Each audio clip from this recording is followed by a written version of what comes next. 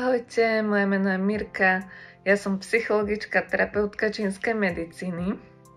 Dnes by som sa chcela trošku zamerať zase na takú tému zdravia, ktorá je veľmi dôležitá, pretože ľudia, keď majú zdravotné problémy, tak často sa, aspoň ja to vidím aj v terapii na mojich klientov, že často sa zameriavajú tým nesprávnym smerom, že sledujú tie nesprávne veci a preto sa im nedarí dostať z tých zdravotných problémov a vyliečiť sa.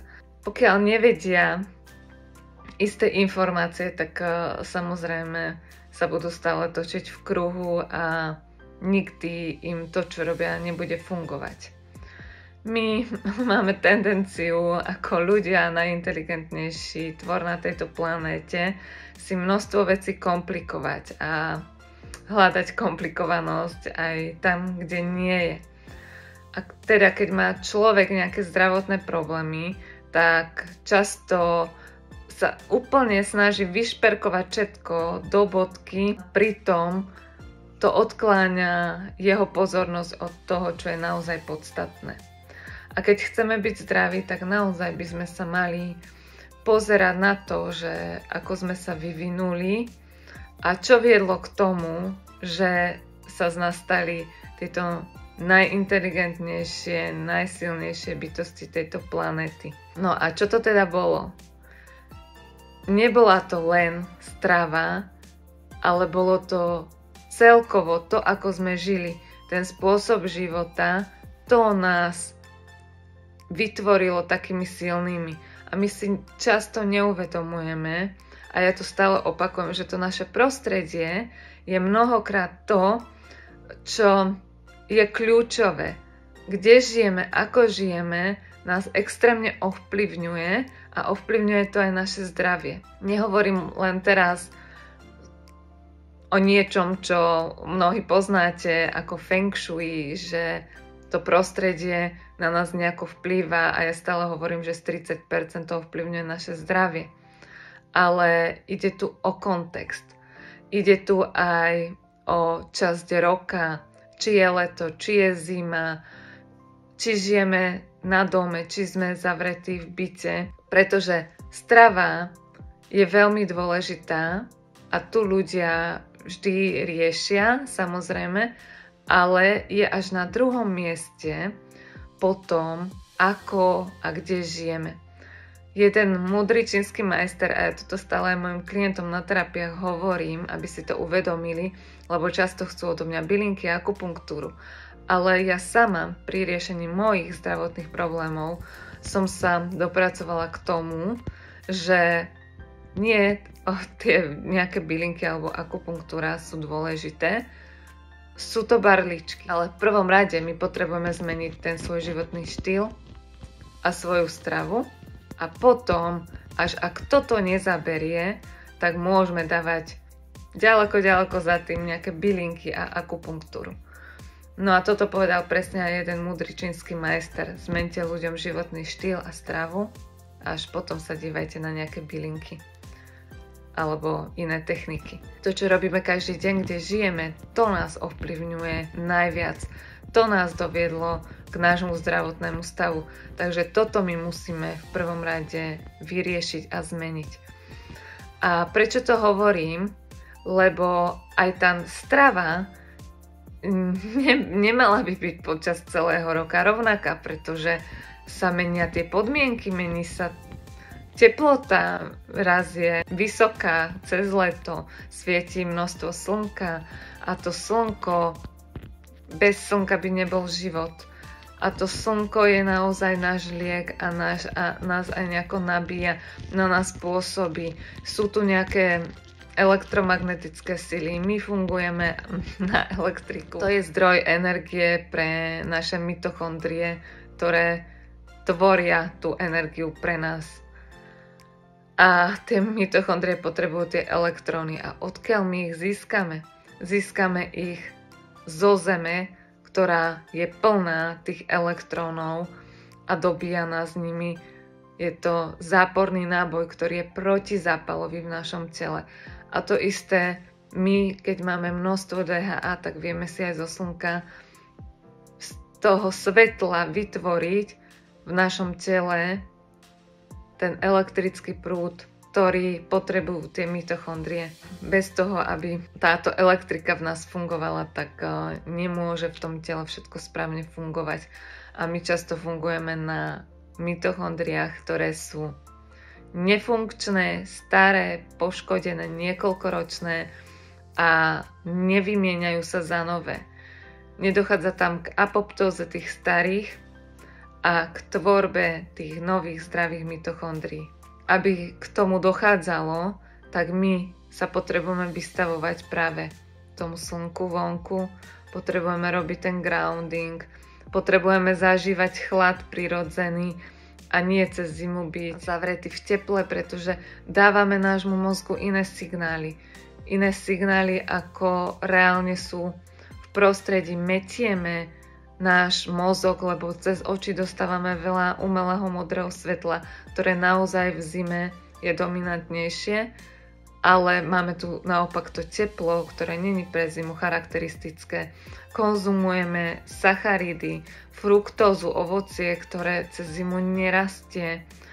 Vtedy je to naozaj pre nás poškodzujúce. A naopak v lete sa zatvárame, nevystavujeme sa slnku, keď je vonku teplo, keď my potrebujeme si vytvárať vitamín D v koži, keď potrebujeme sa naozaj nabíjať, liečiť tie naše mitochondrie cez to svetlo a môžeme jesť aj tie sacharidy, pretože vtedy rastú to ovocie a umožníme potom vlastne, aby zahynuli tie poškodené mitochondrie a na jeseň sa obnovili tie nové funkčné a potom cez zimu sme mohli fungovať na strave, ktorá je low carb, ketogénna a ktorá zase dáva obrovské množstvo elektrónov tým mitochondriám, aby fungovali tak, ako majú. Keď nemajú tú energiu z prostredia, zo slnka, lebo cez zimu nemáme to UV svetlo. Také tie podmienky z toho prostredia, nerobíme toľko ten grounding,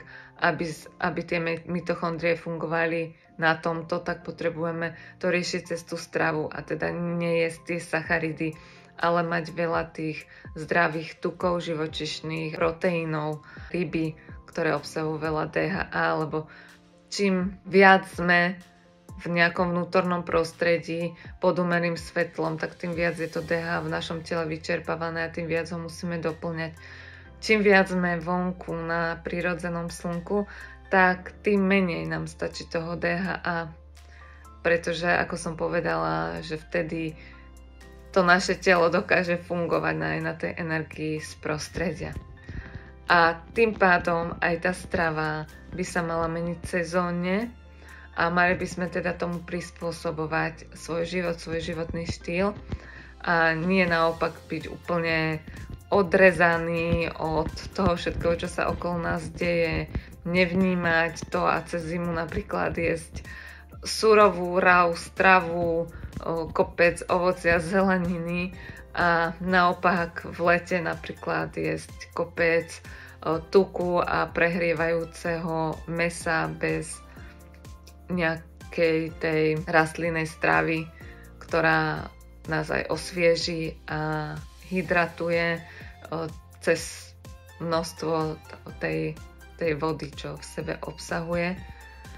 Takým iným spôsobom, pretože inak tá voda, keď máme zdravé mitochondrie, tak sa tvorí v nás a to je ten náš oceán, ktorý sme si so sebou zobrali, keď sme vyšli z toho oceána a chceli sme prežiť na suši, tak sa do nás asimilovali tieto baktérie, mitochondrie a tým sme si ten oceán zobrali so sebou, pretože tieto mitochondrie v nás vytvárajú tú našu vnútornú vodu, tú kvalitnú, to je tá jínová zložka, o ktorej hovorí aj tá čínska medicína, že to sú tie zdravé tekutiny, ktoré len tým, že pijeme, do seba nedostaneme. Toto není tak jednoduché, že sa napijeme a sme hydratovaní vôbec. My potrebujeme mať kvalitné mitochondrie, aby tvorili túto naozaj kvalitnú našu vnútornú štrukturovanú vodu, ktorá je pre fungovanie a zdravie organizmu kľúčová. A ľudia sú dnes dehydrovaní, pretože sú pod umelým svetlom, ktoré dehydratuje, majú poškodené mitochondrie, ktoré netvoria dostatok tejto kvalitnej vody. A to je veľký problém. Z dehydratácie čriev sú aj tie tráviace problémy. Z toho, že im tam chýba DHA, nedokážu premeniť potom svetlo a ten jednosmerný elektrický prúd, ktorý je pre fungovanie tela kľúčový.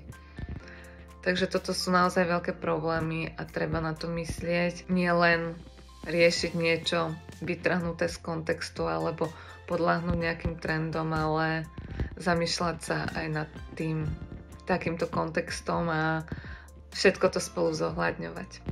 Ja vám veľmi pekne ďakujem. Nezabudnite, ak vás zaujíma moja práca, navštíviť aj moju webovú stránku, kde nájdete všetky informácie. Stránka je www.mirkatecem.sk. V sekcii obchodu nájdete aj moje kurzy, ktoré sú naozaj skvelé. Tiež vás vedia krásne posunúť vo vašej liečbe, ak máte nejaké zdravotné problémy. A takisto nezabudnite aj na môj darček, ktorý som si pre vás vybavila v obchode alebo e-shope Brain Market, kde všetci moji klienti, ale teda aj sledovatelia majú 10% zľavu na celý nákup s mojím kódom MIRKATCM10. Do popisu vám pridám aj odkaz na stránku, cez ktorú keď sa registrujete a budete chcieť nakupovať na nejakých e-shopoch, tak stačí nakupovať cez túto stránku a ak ten váš e-shop sa tu nachádza, sa vám môže nejaká časť nákupu vrátiť podľa toho, aké percento zrovna majú v ponuke, že vracajú z nákupu v tom ktorom obchode. Stále sa to mení, takže ja keď toto natáčam, tak môžem povedať, že na Brain Markete je síce teraz tá návratnosť 1,25%, nie moc vysoká, ale časom zase sa to môže zmeniť, to percento môže byť iné, alebo niektoré obchody môžu mať teraz 5%, že sa vám vráti z nákupu, ale o pár týždňov to môže byť napríklad aj 0. Takže treba si to sledovať a pokiaľ ten váš e-shop sa nachádza v zozname na tejto stránke, naozaj istá časť nákupu sa vám takto vie krásne vrátiť, čo je super. Tak za mňa by to bolo na dnes všetko, majte sa krásne a vidíme sa zase niekedy na budúce. Ahojte.